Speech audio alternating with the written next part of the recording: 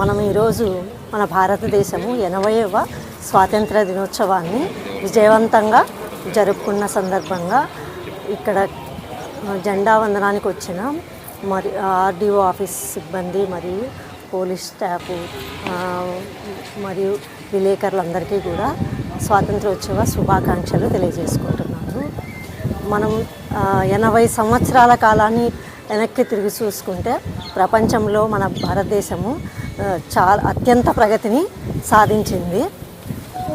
ప్రపంచంలోనే 2వ స్థానానికి ఈరోజు మనం భారతదేశం ఉన్నామంటే మన స్వాతంత్ర సమరయోధులు మనకు ప్రసాదించిన భిక్షగా నేను భావిస్తున్నాను.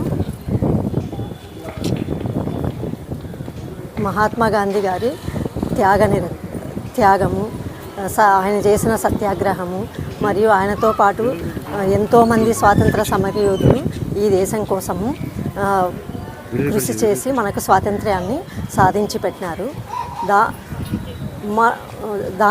వారిని ఆదర్శంగా తీసుకొని మన భారతదేశాన్ని ప్రపంచంలోనే నెంబర్ 1 స్థానంగా ఉంచడానికి మన వంతుగా భారతీయ పౌరులందరూ కూడా కృషి చేయాలని నేను కోరుకుంటున్నాను. అదేవిధంగా నేను ఆదోని ఆర్డీఓగా ఆదోని డివిజన్ యొక్క అభివృద్ధి కోసము ఇక్కడ ఈ ప్రాంతంలోని రైతులందరి సాధికారత కోసము కృషి చేస్తానని ఈరోజు ఈ జెండా సాక్షిగా తెలియజేస్తున్నాను.